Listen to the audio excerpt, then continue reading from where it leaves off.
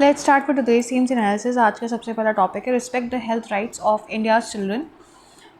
अगर हम इसके बेसिक कंटेक्स्ट के बारे में बात करें तो basically there was a recent death of 25 children that was linked to contaminated cough syrup, जो कि हाईलाइट करता है एक serious lapse in drug regulation and child health safety in India. So similar incidences have occurred in Gambia, जो कि 2022 में हुआ था, और उज़्बेकिस्तान में भी ऐसा कुछ हुआ था 2023 के आसपास due to toxic Indian cough syrups. So this raises the questions about drug regulation, pharmacovigilance and children's health right. So key highlights की अगर हम बात करें, so weak drug regulation system भी है, framework है, where there is a poor oversight in manufacturing and quality control, especially in small and medium scale manufacturers. Drug licensing, state approvals and quality checks are often neglected. So gaps in implementation of rules by Drug Controller General of India, that is DCGI, and state drug control authorities is often corrupted. So children's unique vulnerability के बारे में अगर हम बात करें तो children constitute around 39% of the Indian population, yet are inadequately represented in health policy making. So basically policy making में भी गवर्नमेंट का कोई मेजर फोकस नहीं रहता है.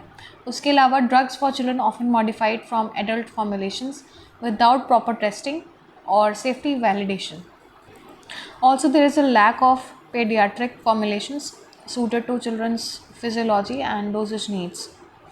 So, while India has several laws protecting children, none focus specifically on children's health rights or medicines. So, no dedicated pharmacovigilance system for monitoring adverse effects of drugs in children.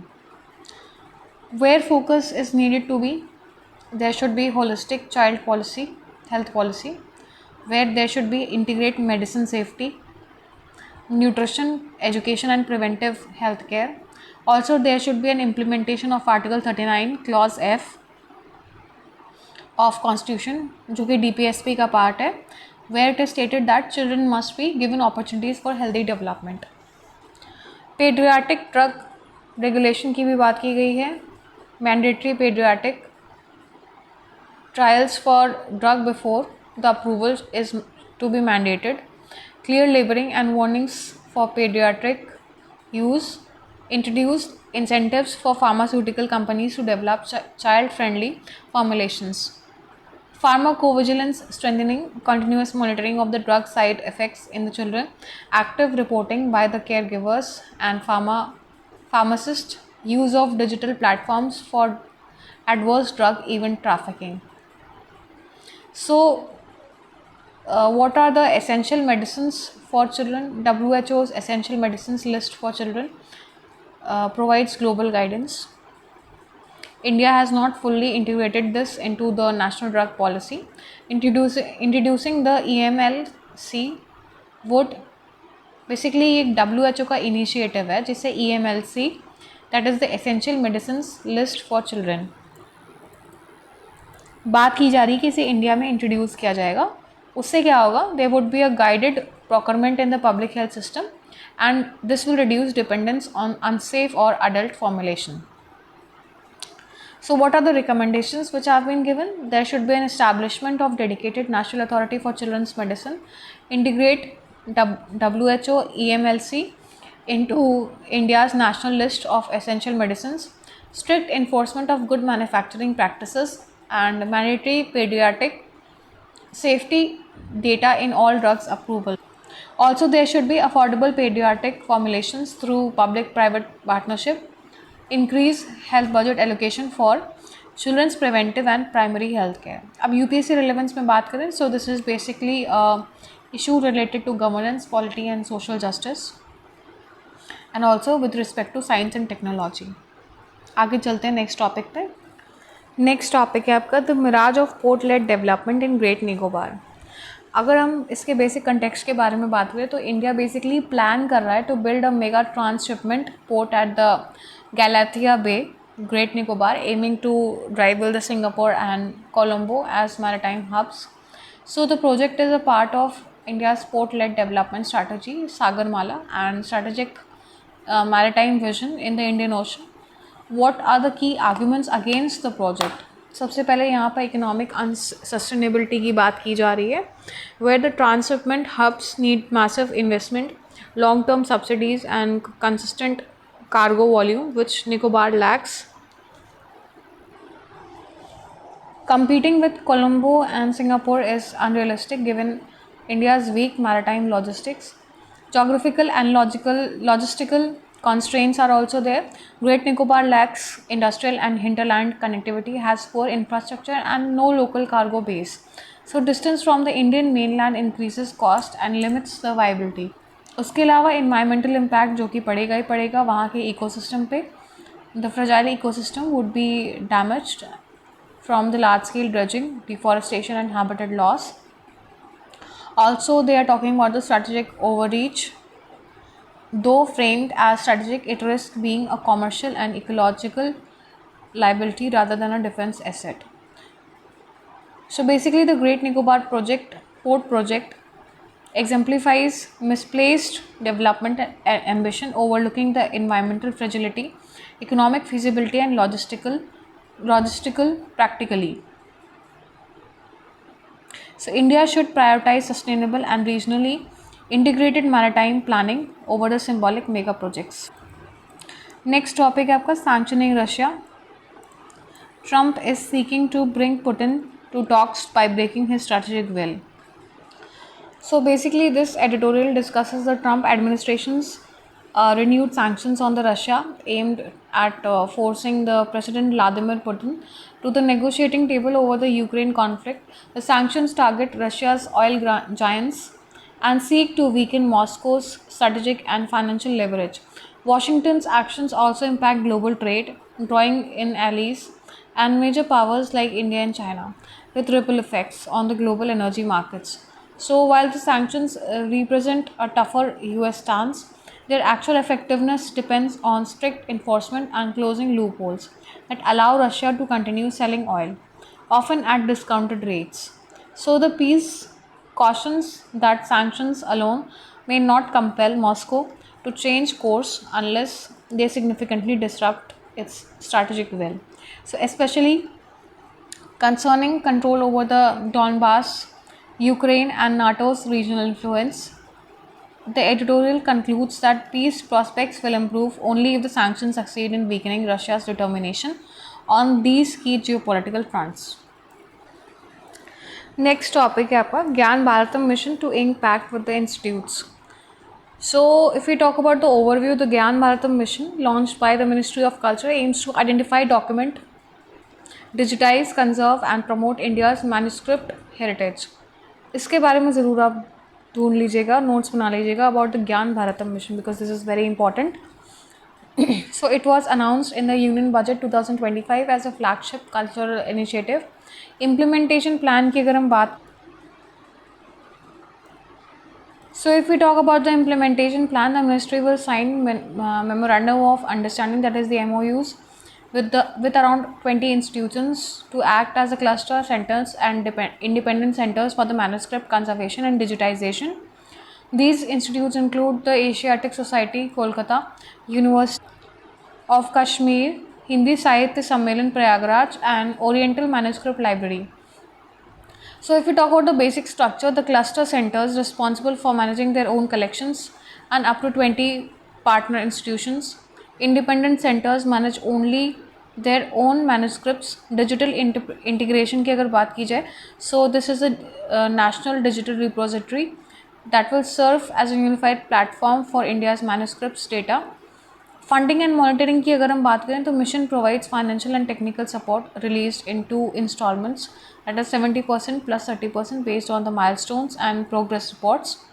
Now, if we talk about the goal is to create digitally accessible manuscripts database that preserve cultural knowledge and promote research and collaboration in India's heritage studies.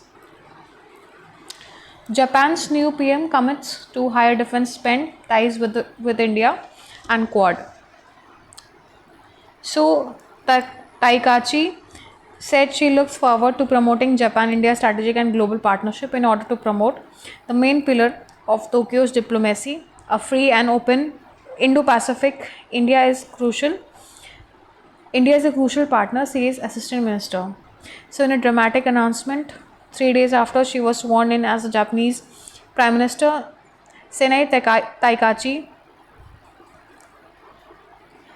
said her government will ensure that Japan's defense spending would increase to 2% of its GDP by March 2026, 2 years ahead of schedule, even as pledged support for the security partnerships like the Quad, which includes India. Mrs. Takaichi, who said the government's first priority is to tackle inflation and boost fiscal spending, was addressing the Japanese parliament or Diet in an inaugural speech about her agenda. So here यहाँ पर जो study करने वाला है वो आपका international relation के aspect में जापान एंड इंडिया के टाइज के ऊपर है.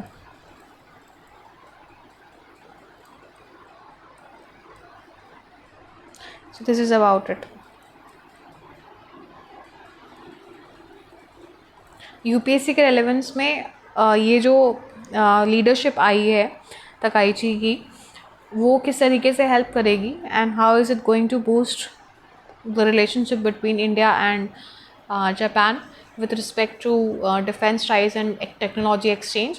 इस पे आपको थोड़ा सा स्टडी करना पड़ेगा. So next topic है आपका India opposed to any move that may affect the truce in Gaza. So basically this article highlights India's reaffirmation of its consistent stance on the Israel-Palestinian conflict following the Israel Knesset's parliamentary approval of a bill to annex parts of the West Asia. India reiterated that opposition to any unilateral actions that could undermine the peace efforts or the US brokered truce initiative. India's permanent representation to the UN, P. Harish, emphasized that all the parties must adhere to their obligations and ensure the unimpeded flow of the food, fuel and aid into the Gaza. He reaffirmed India's recognition of the Palestine since 1988 and its support for the two-state solution, an independent, viable Palestine coexisting peacefully with Israel within secure and recognized borders. So India condemned terrorism, called for restraint and urged the international community to assist in rebuilding the Palestinian lives, stressing that peace in Palestine is vital for regional stability and security. So now this India stance is going to be a major stakeholder in the geopolitics and in the global politics as well. So इसे आप UPSC के aspect में study कर लीजिएगा, क्योंकि Palestinian statehood के support में है India, and this is a very important fact for current affairs and international relations as well. So this is the last topic of the day. RBI may limit banks' market exposure. Basically, this article discusses the Reserve Bank of India's draft proposal to cap banks' total direct exposure to capital markets and acquisition financing, that is at around 20% of their Tier 1 capital. So the move aims to prevent excessive risk taking by banks in lending for stock, bond and corporate acquisition financing. RBI also proposed that exposure to capital markets alone should not exceed 40%, while the acquisition financing should be limited to 10% of the Tier 1 capital.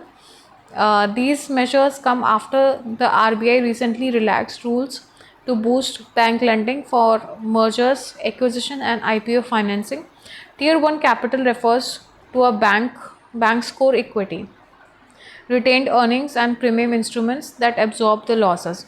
तो Tier 1 capital क्या है? Basically ये refer करता है to the bank's core equity, retained earnings and premium instruments. और ये instruments क्या करते हैं? ये they absorb the losses.